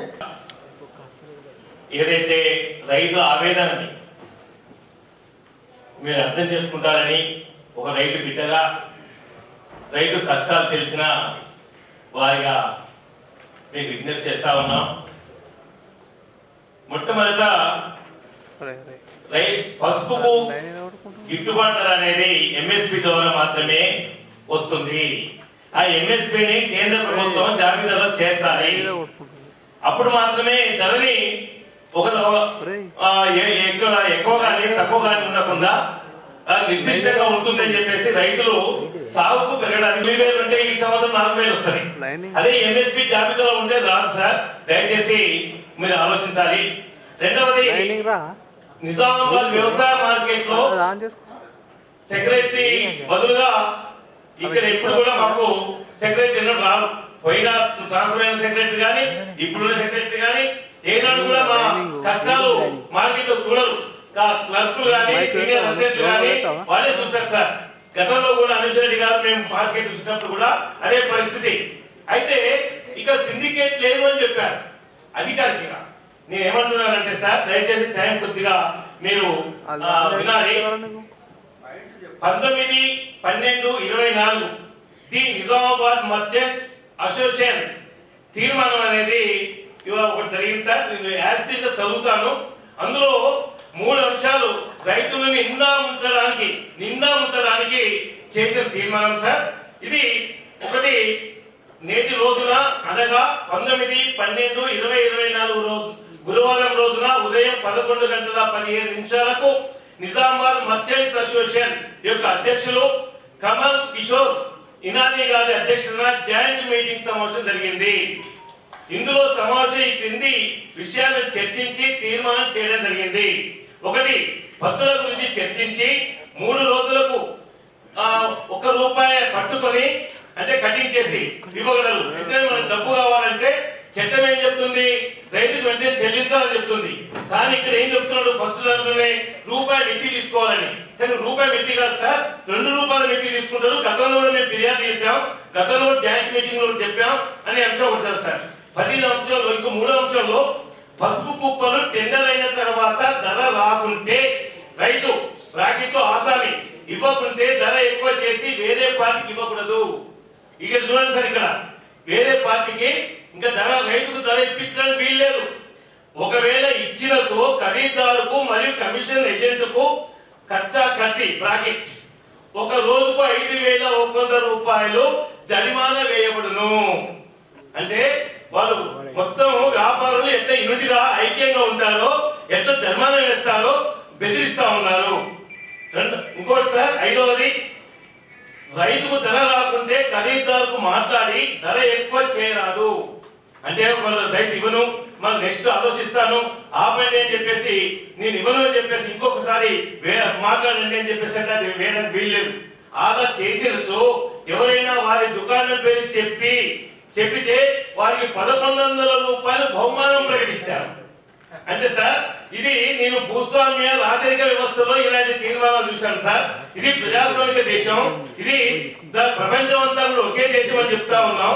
మరి ఈ టైంలో ఇలాంటి తీర్మానం కమల్ కిషోర్ గారి అధ్యక్షతన నిజామాబాద్ మర్చెంట్ అసోసియేషన్ అధ్యక్షులు ప్రధాన కార్యదర్శి సంతకాలతోని ఇవ్వడం అనేది ఇది ఏ మేరకు సమంజసం సార్? ఇది రైతులు ముంచడం కాదా, ఇది సిండికేట్ కాదా అని అడుగుతున్నాను సార్. రెండవది సార్, అన్వేషణ రెడ్డి గారు చెప్పినట్లు ఈయన ఏదైతే ఉందో మొత్తం 10 సంవత్సరాల లిస్ట్ ఏంటి సార్? ఏ రాష్ట్రం నుంచి వ్యాపారులు వచ్చారు, ఏ రాష్ట్రం నుంచి వ్యాపారులు పాల్గొన్నారు, లేదు ఇతర ప్రాంతాల నుంచి పాల్గొన్నారా? మరి పాల్గొనకపోవడానికి కారణం ఏంటి పసుపుకు? అంటే వీళ్ళు సిండికేట్ గా తయారై సిండికేట్ అవతారం ఎత్తి ఇతర ప్రాంతాల నుంచి వ్యాపారుల్ని ఇక్కడ రానివ్వకుండా చేస్తా ఉన్నారు సార్. రెండవది సార్, దయచేసి మీకు కొంచెం అదే సమయంలో నేను మీ ముందు చేయొచ్చో చేయాలో నాకు తెలియదు, ఒక 2 తీర్మానాల్ని మనం ఈ సమావేశం చేయాలని చెప్పేసి నేను విజ్ఞప్తి చేస్తున్నాను సార్. ఒక్క నిమిషం సార్. ఎందుకంటే ఈ రోజు చాలా మంది మాట్లాడారు, ఒకరిద్దరు వేరుగా మాట్లాడారు. ఈ జాతీయ వ్యవసాయ మార్కెట్ విధానం అనేది తీసుకొస్తా ఉన్నాం, దేశవ్యాప్త రైతులకు నష్టం సార్. దీన్ని రాష్ట్ర ప్రభుత్వాలు ఆమోదించకూడదని నాయుడు గారు ఎవరైనా ఓన్లీ పసుపు రైతులు సబ్జెక్ట్ ఈ రోజు ఇతర విషయాల జోలికి పోకండి దయచేసి. ఓన్లీ పసుపు రైతులు, వాళ్ళ కష్టాలు, వాళ్ళకు ధర, ఈ విషయంలో ఏమైనా ఉంటే మీరు సజెషన్ చేయండి. పసుపుకు మద్దతు ధర విషయంలో తీర్మానం చేద్దాం, నిర్ణయించాలా కేంద్ర ప్రభుత్వం. దానికి నువ్వు సమాధానం 20 ఏళ్ల నుంచి నష్టాలు పసుపు రైతులు కానివ్వండి, ఏదైనా పంటల వారు పడిన కష్టాలు ఏమన్నా అంటే 2 పంటలు సార్. ఒకటి పసుపు పంట, ఒకటి చెరుకు పంట సార్. అయితే నేను చెప్పే ముఖ్య విషయం ఏంటంటే సార్, ఇప్పుడు పసుపు పంటకు సంబంధించినటువంటి రైతుల కొట్టగొట్టడానికి ఎన్ని శక్తులు ఏ విధంగా మరి మూవ్మెంట్ అవుతున్నాయో మన కళ్ళ కట్టినట్టు ఇక్కడ రైతు సోదరులు కానీ అందరూ వివరించారు సార్. అయితే ప్రభుత్వ పరంగా మరి మాకు పసుపు రైతులకు కానివ్వండి, చెరుకు రైతులకు మా దురదృష్టమో ఏంటని రైతు రుణమాఫీ విషయంలో కూడా మా ఎంబడి దురదృష్టం వెంటాడుతున్నాం సార్. ఎందుకంటే పసుపు కానివ్వండి, చెరుకు పంట కానివ్వండి, స్కేల్ ఆఫ్ ఫైనాన్స్ ప్రకారం ఎకరానికి వచ్చేసి 70 నుంచి 80 వేల రూపాయలు మేము క్రాప్ లోన్ తీసుకున్నాం సార్ స్థానిక బ్యాంకులలో. ఈరోజు మాకు 2 ఎకరాలకు పోయేసరికంటే ఆ 2 లక్షల పైబడి వెళ్ళిపోయినాం సార్. అంటే నేను చెప్పే పాయింట్ ఏంటంటే సార్, ఈ పసుపు చెరుకు పంట రైతులు ఈవెన్ 2 నుంచి 2 ఎకరాలు ఉన్న రైతులు కూడా 2 లక్షలు వెళ్ళిపోయింది సార్. మా దురదృష్టం ఏంటంటే మేము పసుపు పంట పెట్టడమే మా దురదృష్టమా, చెరుకు పంట పెట్టడమే మా దురదృష్టమా? గతంలో రుణమాఫీ విషయంలో కూడా సార్ చెరుకు రైతులకు కూడా రుణమాఫీ రాలేదు. నేను ఒక మాట చెప్పిన దానిలో దయచేసి మీరు ఏమైనా పాయింట్లు చెప్పండి. దాంట్లో వాళ్ళు ఎవరైనా ఉంటే కొత్త పాయింట్లు ఉంటే చెప్పండి. కానీ చూడండి దయచేసి నేను 4 గంటలన్నా అయిపోయింది టైం కూడా. ఓన్లీ కొన్ని సూచనల నుండి నిజామాబాద్ నుండి వెళ్ళిన పసుపే సాంగిలో కోడ్ అవుతుంది. నిజామాబాద్ కు సాంగిల్ కు దాదాపు 3 నుంచి 4 వేల వ్యత్యాసం ఉంది. ఎందుకు వ్యత్యాసం వస్తుంది? ఇక్కడ ఆ రేట్ ఎందుకు రావడం లేదు? ముఖ్య కారణం ఏంటి అని అంటే ఆ డ్రై టర్మరిక్ ఉంటుంది. డ్రై టర్మరిక్ చేయడానికి నేను కూడా సిద్ధంగా ఉన్నాం. రైతులందరం ఇండియా పసుపే తీసుకొస్తాం నిజామాబాద్ కు. కానీ కోడింగ్ మ్యాచర్ మిషన్ లేవు మార్కెట్ కమిషన్ దగ్గర. అందరూ చూసి కుప్పలు ఏర్పాటు చేస్తారు తప్పితే మ్యాచర్ మిషన్లు వేసి ఇప్పుడు సోయాలు ఉన్నాయి, మ్యాచర్ ఇంత వస్తే ఇంత రేట్ అని చెప్పేసి పసుపు మ్యాచర్ మిషన్లు మార్కెట్ కమిటీ దగ్గర లేవు. ఇంకో సిస్టమ్ ఏంది, మన దగ్గర 1,00,000 బ్యాగులు వస్తాయి ఒక్కొక్క రోజు. అదంతా కుప్పలుగా పోస్తాం. అకాల వర్షాలు వచ్చినప్పుడు కుప్పలు మొత్తం తడిచిపోతాయి. కానీ సాంగ్లీ గాంధీ వేరే మార్కెట్ అలా సిస్టమ్ లేదు.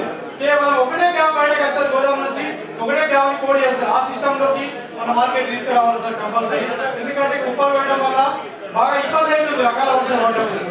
ఇంకో సిస్టమ్ ఏంటి అని అంటే పెట్టుబడి తగ్గించాలి. ముఖ్యంగా పెట్టుబడి తగ్గించాలంటే హార్టికల్చర్ డిపార్ట్మెంట్ వారు కానీ దయచేసి లేదు, అది పండించడానికి రైతులు సిద్ధంగా ఉన్నా ఈ మార్కెట్ లో రేట్ లేదు కాబట్టి ఆ కరెక్ట్ ల్యాబ్ కావాలి. ఇన్స్టంట్ రిజల్ట్ వచ్చేటల్లా అలా ఆయిల్ కంటెంట్ కానీ ఎగ్జాక్ట్ రిజల్ట్ రావు. దాన్ని బట్టి ఎవరు ట్రేడర్ కొనదండి. కాబట్టి మ్యాచర్ మిషన్లు కానీ ఈ కటింగ్ మిషన్లు కానీ ఇంకోటి ముఖ్యంగా ఈ కోడింగ్ మాత్రం 100% మార్చాలి. సాంగిలో 100 బ్యాగులు గోదాంలో ఉంటాయి, ఒక బ్యాగు బీట్కి వస్తుంది కోడ్ చేయడానికి. ఎంత వర్షాలు పడ్డా ఎక్కువ కొమ్ము కూడా తడదు. మన దగ్గర అకాల వర్షాలు తడితే 1,00,000 బ్యాగులు ఒకటే వర్షానికి తడిచిపోతాయి. ఆ సిస్టమ్ తేవాలి. ఇంకోటి హార్టికల్చర్ కానీ స్పైస్ బోర్డు కానీ ఇప్పుడు బాయిలర్స్ ఇస్తున్నారు. స్పైస్ బోర్డు 20 ఏళ్ళ నుంచి అదే బాయిలర్ ఇస్తున్నారు. ఎలక్ట్రికల్ బాయిలర్ తీసుకురండి కదా. ఇప్పుడు ఈ బాయిలర్లకు దాదాపు 22,000 ఎకరాలు మన నిజామాబాద్ సాగు అయితే దాదాపు 50,000 చెట్లు నరకాలి కంపల్సరీ. దాని బదులు ఈ ఎలక్ట్రికల్ బాయిలర్లు వస్తే మనకు పవర్ బాగానే ఉంది కాబట్టి ఆ పవర్ ద్వారా మనం బాయిలర్లు ఉడికించుకోగలుగుతాం. 20 నుంచి అవే మిషన్లు అవే పాలిషన్లు వస్తున్నాయి. దాంట్లో కూడా కొద్దిగా మార్పు తేవాలి. ఇంకోటి హార్టికల్చర్ డిపార్ట్మెంట్ ద్వారా కూడా మనకు ఇప్పుడు ముఖ్యంగా లేబర్ తవ్వాలంటే 20,000 ఖర్చు అవుతుంది. దానికి టిక్కర్స్ వచ్చి తవ్వడానికి వేరే రాష్ట్రాలు ఉపయోగిస్తున్నారు. దాన్ని ఎఫ్ఓ ద్వారా కానీ కస్టమైజింగ్ సెంటర్ ద్వారా కానీ 50% సబ్సిడీలో ఇస్తే కూడా ఎంతో కొంత పెట్టుబడి తగ్గించిన వాళ్ళ రైతులు. రాజిరెడ్డి గారు అధ్యక్షుడిగా ఏమన్నా చెప్తే చెప్పండి. అధికారిక హోదాలో నిజామాబాద్ జిల్లాకు రావడం జరిగింది. నిజంగా కూడా మీ అందరూ కూడా చాలా ఆవేదనతో ఉన్నారు. ఈరోజు మా చైర్మన్ గారి అధ్యక్షతన వివిధ డిపార్ట్మెంట్లు అన్నీ కూడా ఇక్కడ ఉన్నాయి. మీరందరూ కూడా కొంచెం ఓపిక వహిస్తే సమావేశం ముగుస్తుంది. బట్ డెఫినెట్లీ మీ అందరి ఎక్స్పెక్టేషన్ ప్రకారం వాదన మీకు తెలుసు అందరికీ కూడా చర్చ విజ్ఞానాన్ని పెంచుతుంది, వాదన అజ్ఞానాన్ని పెంచుతుంది. వాదించకుండా దయచేసి శ్రీనివాస్ రెడ్డి అన్న మీరు మంచి సూచనలు చేసిండ్రు. First of its very good. And Basant Reddy అన్న వాళ్ళు, సో తిరుపతి రెడ్డి అన్న గారు, తర్వాత ఇంకెవరు ప్రభాకర్ గారు, అన్ని కూడా మంచి చర్చనీయ అంశాలు ఇవన్నీ కూడా. తర్వాత ఇందాక సోదరుడు చెప్పినట్టు మాయిశ్చర్ టెస్టింగ్ మిషన్ అట్లాంటి ఇన్నోవేటివ్ ఐడియాస్ తో మనం ముందుకు పోవాలి. Solar or whatever the electrical machinery ఇవన్నీ కూడా వాడితే బాగానే ఉంటుంది. సార్ కూడా కోదండ రెడ్డి గారు చైర్మన్ గారు సూచించడం జరిగింది, అక్కడ కూడా సూచన చేయడం జరిగింది. అంటే ఎంతవరకు మనం మెకనైజేషన్ లో ముందుకు పోవచ్చు, ఇంకెంత రైతుకు మనం తగ్గించడానికి ఖర్చు భారం తగ్గించడానికి. ఇప్పుడు మీరు ఎందుకు బాధపడుతున్నారు అంటే అన్ని కూడా పెరిగిన అన్ని దగ్గరలో రేట్లు నిర్ణయించుకోవడానికి అందరికీ అవకాశం ఉంటుంది. ఓన్లీ దౌర్భాగ్యం ఏంటంటే రైతులకు మాత్రమే మన ప్రోడక్ట్ ని ఇంకెవరో వచ్చి నిర్ణయిస్తుంటారు, విచ్ ఇస్ అన్ఫేర్. అండ్ మీరందరూ మేము కూడా వ్యాప్ విత్ యూ. గవర్నమెంట్ కి తగిన సూచనలు మేము ఇవ్వడానికి రెడీ ఉన్నాం. తర్వాత వేరాజ్ ద ఎక్స్పో నుంచి కూడా ఎక్స్పోర్టర్స్ నుంచి కూడా వాళ్ళు కూడా వచ్చిండ్రు. Okay, you ask them what you want, మీకు ఏం కావాలి, మీకు మాయిశ్చర్ కంటెంట్ 0 ఉంటే బెటర్, బట్ ఇంకా కొంచెం ఎంతవరకు దాన్ని వీళ్ళు చేయగలుగుతారు అనేది, కంట్రోల్ చేయగలుగుతారు అనేది, వాల్యూ ఆర్డర్ ప్రోడక్ట్ వాళ్ళు కూడా చేస్తామని రెడీగా ముందుకు వస్తున్నారు. సో మీరందరికీ కూడా ఇంకా ఇట్లాంటి సమావేశాలు will keep on continue, like పోతే బాగుంటుంది, జరుగుతుంటే మంచి ఎప్పుడు కూడా సొల్యూషన్ వస్తుంది అనుకున్నప్పుడు ఫర్దర్గా కూడా మనం విల్ సిట్ అండ్ డిస్కస్. మీరు అందరూ రండి. Next time we're expecting more of the exporters here.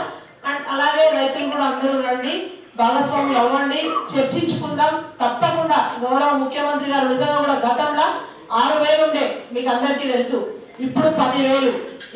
ఇప్పుడు కూడా ఇంకా మనము కొట్లాడుకునే దశ కాకుండా ఇంకా దాన్ని ఎంత మేరకు లాబింగ్ అంటాం, దాన్ని ఓపెన్ మార్కెట్లో లాబింగ్ చేసుకుందాం, తప్పేముంది.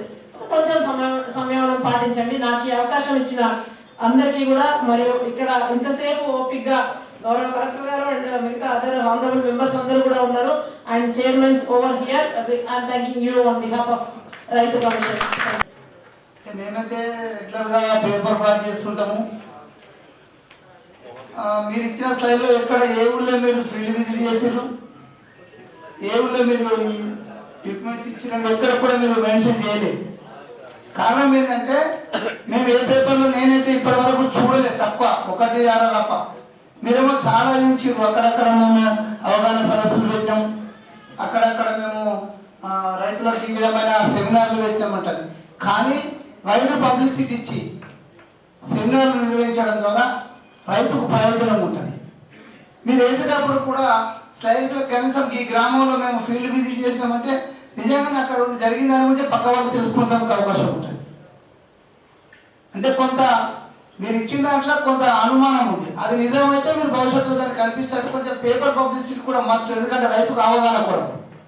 అంటే స్పైస్ బోర్డు ఈ కార్యక్రమాలు చేస్తుందని మనము ముందుకు తీసుకెళ్ళాలంటే, ఎందుకంటే మీరు ఇచ్చిన స్లైడ్లో ఎక్కడ కూడా ఒక ప్లేస్గా ఈ గ్రామంలో మేము ఇది చేస్తాం, ఈ రైతుకు ఇది చేస్తాం ఎక్కడ మెన్షన్ చేయలేదు. అంటే మేము ఈ జిల్లా అనుకోను, ఎక్కడ అనుకోను, అది మీరు గమనిస్తారని. ఇది జస్ట్ మీకు అంటే వేరే ఉద్దేశంతో కాదు, కానీ నెక్స్ట్ మీటింగ్లో మీరు ఏ ఊరికి వెళ్ళినా ఆ స్లైడ్లలో కనీసం మెన్షన్ చేయండి. హార్టికల్చర్ డిపార్ట్మెంట్ వాళ్ళకి చైర్మన్ గారు మేము ఇందాక ఫీల్డ్స్లో తిరుగుతున్నప్పుడు పసుపు రైతులు మాకు ఎక్కడ కూడా గత 10 సంవత్సరాల నుండి సబ్సిడీ రాలేదు అని క్లారిటీగా ఒకరు కాక 10 మంది రైతులు చైర్మన్ గారికి కమిషన్ నోటీస్ తీసుకురావడం జరిగింది. కానీ ఇక్కడ మీ ప్రెజెంటేషన్లో ఒక వర్గానికి 50%, ఇంకో వర్గానికి 90% సబ్సిడీస్ ఇస్తున్నామని చూపించారు. ఏ ఏరియాలో ఇచ్చారు, ఎప్పుడు ఇచ్చారు, వాటన్నింటిని కూడా దయచేసి మీ ఆర్టికల్ డిపార్ట్మెంట్ ఈరోజు స్పెసిఫిక్గా కమిషన్ సమావేశం పెట్టింది కనుక కమిషన్కి ఇమీడియట్గా స్టేట్ ఆఫీస్లో రిపోర్ట్ చేయాలని వాళ్ళని విజ్ఞప్తి చేస్తూ ఉన్నాను. Suggestion, important suggestion sir to honourable collector గారు రిగార్డింగ్ ద లేబర్. వేదిక పైన ఉన్న పెద్దలు, వేదిక ముందున్న మన పూర్వం నుంచి రైతు దేశానికి వెన్నుముక అంటాం. కానీ నిజామాబాద్కు వచ్చేటప్పటికి మీరంతా ప్రపంచానికే ఆరోగ్యాన్ని ఇస్తున్న మీ పసుపు పంట చాలా గొప్ప త్యాగం చేస్తున్నారు.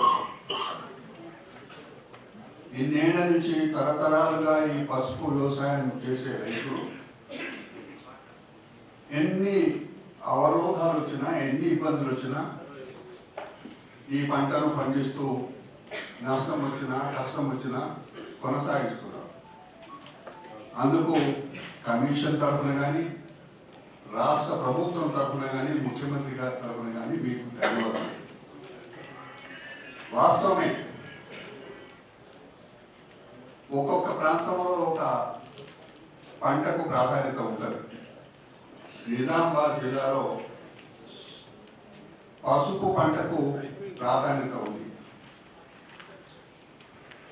దీనికి చాలా కాలంగా ఒడిదుడుకులు ఇందులో ఉన్నాయి, ఇబ్బందులు కూడా ఉన్నాయి. ఇది సాంప్రదాయ పంట ఇది. ఈ సాంప్రదాయ పంటను కాపాడుకోవాల్సిన అవసరం మీకు కాదు, ప్రభుత్వాలకు ఉన్నది. ఈ పంట విస్తీర్ణం తగ్గొద్దు, ఈ పంట ఎప్పటికీ ఇంకా విస్తీర్ణం పెరగాలి. మీ ఉత్పత్తులంతా ప్రపంచం అంతా అందరికీ ఉపయోగపడే రకంగా ఉండాలి. పసుపు విషయంలో ఇది నిజంగా ఒక పవిత్రమైన పంట. పవిత్రమైన ఎందుకంటున్నానంటే పసుపు దేవుని దగ్గర పెడతాం. మంచి ఫంక్షన్లు జరిగేటప్పుడు ఆడపడుతులకు ఇక్కడ గొంతు కింద రుద్దుతారు, కాళ్ళకు పసుపు పెడతారు. ఆరోగ్యం గురించని నిగనిగలాడాలని చెప్పి పసుపు రాసుకుంటారు. అంతేకాదు ఈ పసుపుకు మొదటి నుంచి కూడా మన పూర్వీకులు చాలా ప్రాధాన్యత ఇచ్చారు. ప్రతి ఇంట్లో పసుపు అయితే ఉండేది. మొన్న కరోనా వచ్చినప్పుడు దేశ ప్రధాని అన్నాడు, కరోనా టైంలో పసుపు వాడకం పెరిగింది. మాట్లాడిన పెద్దలు కూడా ప్రస్తావన తీసుకొచ్చారు. అయితే పెరిగింది, దీంట్లో ఉన్న ఈతి బాధలు ఏమిటి, ఏ విధంగా ఈ పంటను తగ్గకుండా చూడాలి అనేదే అది కేంద్ర ప్రభుత్వం బాధ్యత, రాష్ట్ర ప్రభుత్వాల బాధ్యత. ఇందులో నేను ఎక్కువ లోతుకు పోకుండా, నేను కానీ అన్వేష్ రెడ్డి కానీ వేదిక పైన ఉన్న వాళ్ళందరూ కూడా అనేక సందర్భాలలో నిజామాబాద్కి వచ్చినాం. పసుపు పంట విషయంలో, ఒక్కొక్క సందర్భంలో ఎర్రదొండల విషయంలో, ఇవన్నీ దృష్టిలో పెట్టుకున్నప్పుడు నేను మీ అందరితో ఒకటే మనం చేస్తున్నాం. నిజంగా మీరు చాలా గొప్ప మనుషులు. మీ సమస్యలు ఎట్లా పరిష్కారం కావాలి. ఒకసారి ధర పెరిగిపోతుంది, మళ్ళీ ఒకసారి పడిపోతుంది. దీనికి కారణం ఏమిటి? ఇటు స్పైసీ బోర్డు కానీ, హార్టికల్చర్ డిపార్ట్మెంట్ కానీ, లేకపోతే విశ్లేషకుడు నరసింహారెడ్డి కానీ, లేకపోతే ఎక్స్పోర్టరు మీరు కానీ, ఎందుకు కారణం ఏమిటి? ఇక్కడ నిజామాబాద్లో పండించే రైతు పంట దీంట్లో ఏమి కొద్ది ఉన్నది? ఎక్స్పోర్ట్కు ఇది పనికొస్తుందా లేదా? నిజంగానే ఎక్స్పోర్ట్కు పనికొస్తే పురుగు మీను శాతం పెరగాలన్నా, లేకపోతే క్వాలిటీలో పెరగాలన్నా, లేకపోతే తేమ శాతం తగ్గాలన్నా, ఇవన్నీ కూడా దృష్టిలో పెట్టుకుంటే ఇది ఎక్కడ పొరపాటు ఉంది అనేది రైతుకు చెప్పాల్సిన బాధ్యత హార్టికల్చర్ డిపార్ట్మెంట్ పైన ఉంది, స్పైసీ బోర్డు పైన ఉంది. ఎక్స్పోర్టర్స్ కూడా మీరు దయచేసి రైతులకి చెప్పాల్సిన అవసరం ఉంది. ఇది ఈ పంట ఇంటర్నేషనల్ పంట, ఇది ఎగుమతి అవుతుంది. ఇది ఈ ఎగుమతి విధానంలో కేంద్ర ప్రభుత్వం చాలా మెరుగుదల తీసుకోవాల్సిన అవసరం ఉంది. ఎవరిని దృష్టిలో పెట్టుకొని? రైతులు దృష్టిలో పెట్టుకొని. ఇవన్నీ కమిషన్ ఇక్కడితో మీతో మాట్లాడింది ముక్కుసూటిగా మాట్లాడడం, ఒకసారి కొందరు విమర్శించిన, మమ్మల్ని సమర్థించిన, అన్ని విషయాలు ఎందుకు ఇవ్వాల్సి వచ్చిందంటే ఆవేశం ఉంది, ఇబ్బంది ఉంది, పెట్టుబడి పెడుతున్నారు. అందుకే డిపార్ట్మెంట్ వాళ్ళతో రాజరెడ్డి గారు మీతో మనవి చేస్తున్నా, ఇప్పుడు వచ్చిన రైతుల నుంచి వచ్చిన అనేకమైన విషయాలు మీరు నోట్ చేసుకోండి. మీ పైన ఎక్కువ బాధ్యత ఉంది. రాను రాను వ్యవసాయం కూలీల కొరతతోని పెట్టుబడి పెరిగిపోయి చాలా మంది వ్యవసాయాన్ని తప్పుకున్న పరిస్థితులు కూడా చాలా చోట్లలో ఉన్నాయి. ఇక్కడ కూడా పసుపు రైతులు కూలీల విషయంలో ఇబ్బంది పడుతున్నమాట క్షేత్రస్థాయిలో చూసినాం. అన్వేష్ రెడ్డి అంటుండే చాలా ఖర్చు వస్తుందన్న ఇందులో అని. మరి కూలీలు లేరు కూడా. దీనికి ప్రత్యామ్నాయం ఏమిటి? మెకనైజేషన్ కావాలి. ప్రపంచం చాలా ఫాస్ట్గా పోతుంది మెకనైజేషన్ విషయంలో. యాంత్రీకరణ జరగాలి అని అంటే మీ పైనే బాధ్యత ఉంది. మీరు పరిశోధన చేయండి. ఒకరు 2 ఎకరాలు వేసేవాడు ఉన్నారు, 20 ఎకరాలు కూడా వేసేవాడు ఉన్నారు.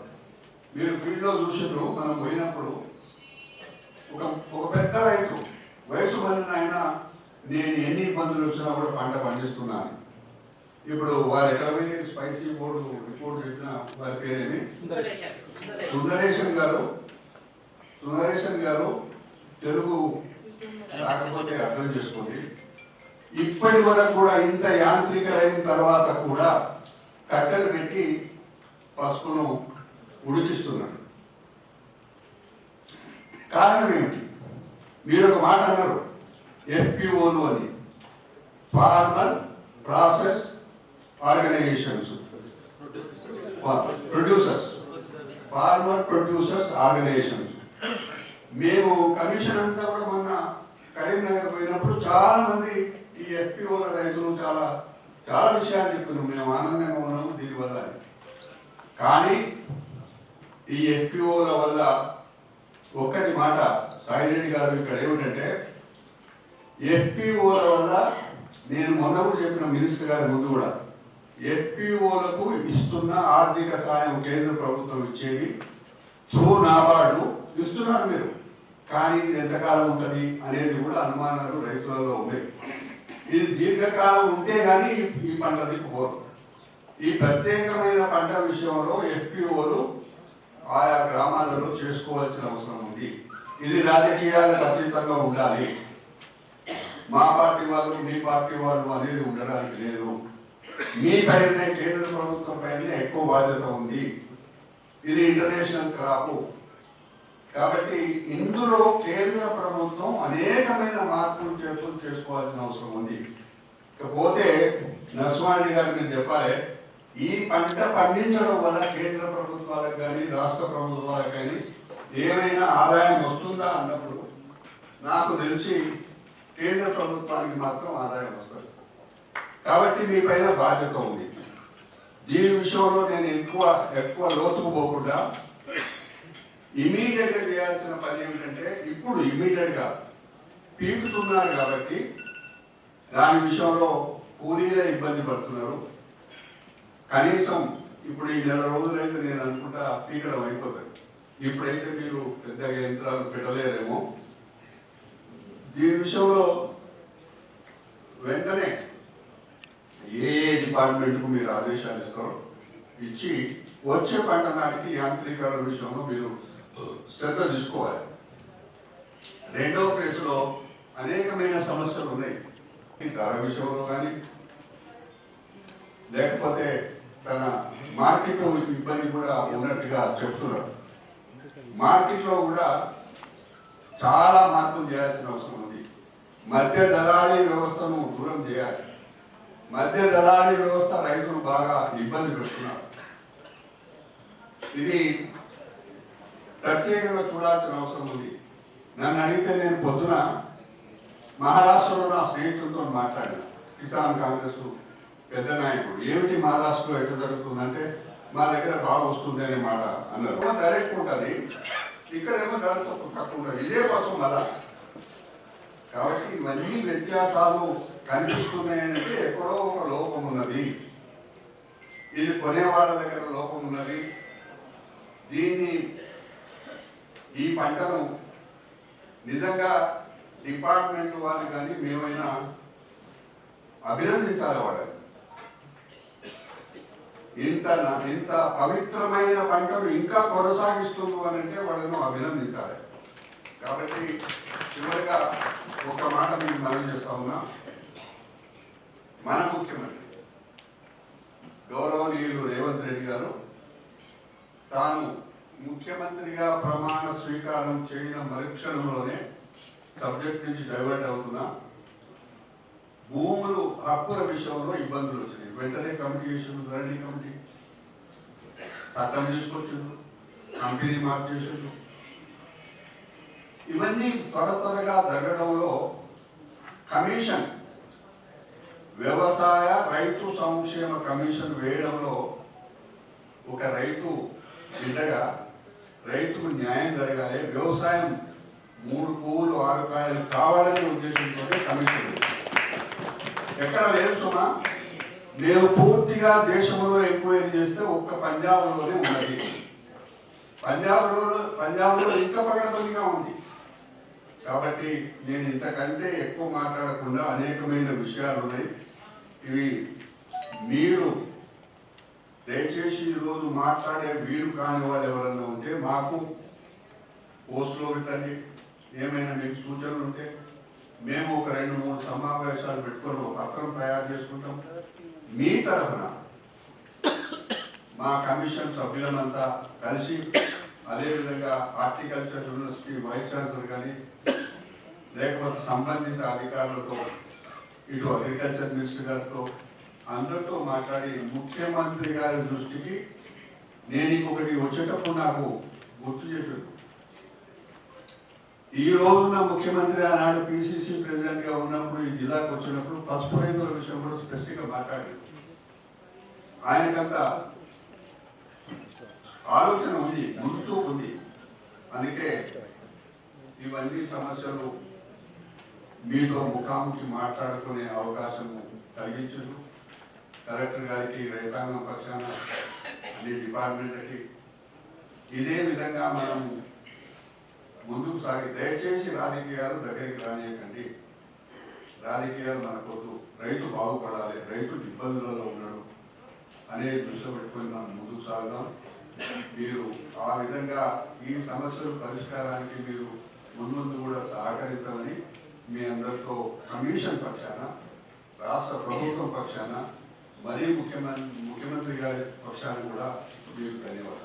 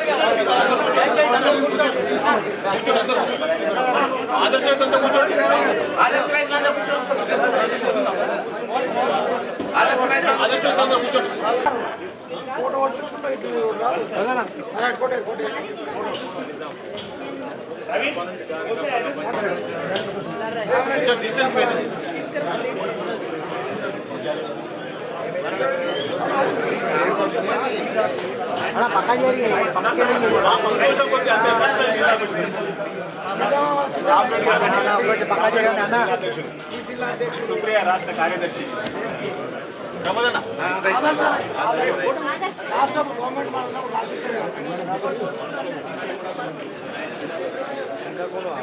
Distance maintain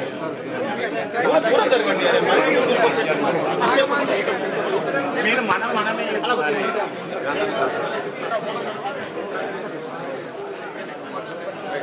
okay thank you madam. మాది ఒకటి ఇవాళ వచ్చారు అందరూ 36 మండలాలు 36 మండలాలు వచ్చినాం.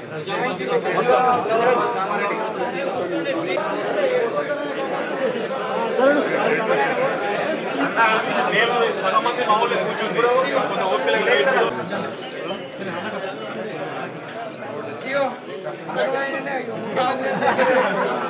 ముఖ్యమంత్రి గారు దోస్తు మీ పైన అయితే సన్మానం చేయండి, లేకపోతే ఇంటికి ధర్నా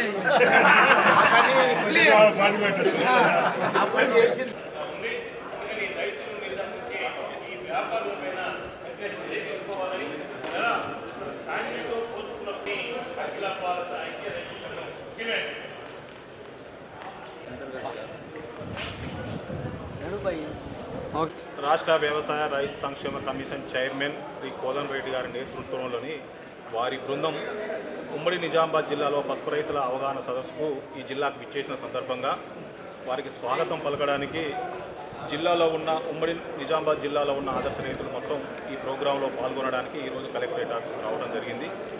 ముఖ్యంగా ఈ ప్రభుత్వానికి కానీ మీ విజ్ఞప్తి చేసేది ఏంటి అంటే 2007 కాంగ్రెస్ ప్రభుత్వంలో ప్రతి 1000 మంది రైతులకు ఒక ఆదర్శ రైతు చొప్పున ఆ రోజు తెలంగాణలో 20,000 మంది, ఆంధ్రప్రదేశ్లో 29,000 మంది, మొత్తం 49,000 మందితో ఆ రోజు ఉమ్మడి ఆంధ్రప్రదేశ్లో ఆదర్శ రైతులను ఏర్పాటు చేయడం జరిగింది.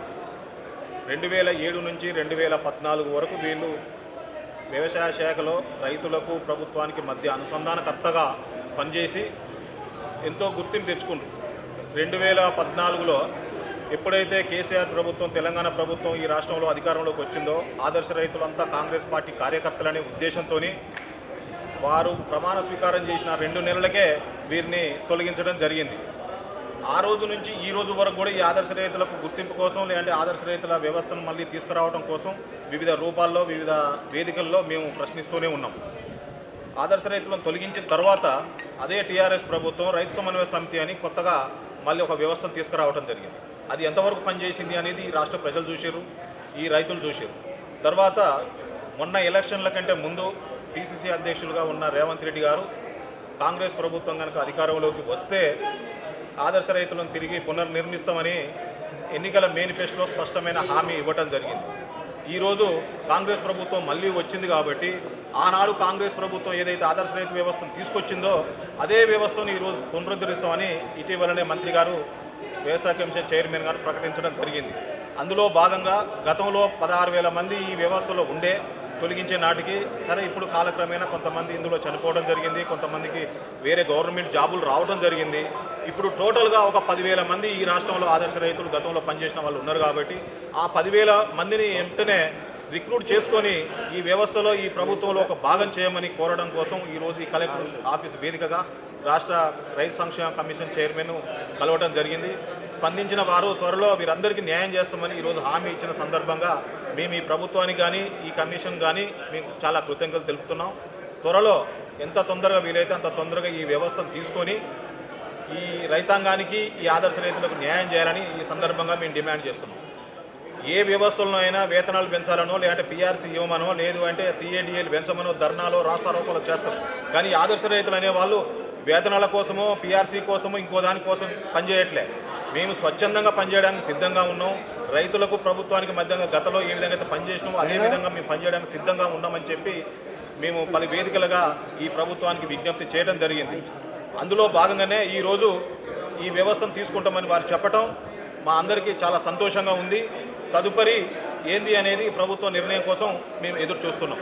జై హింద్, జై ఆదర్శ రైతు.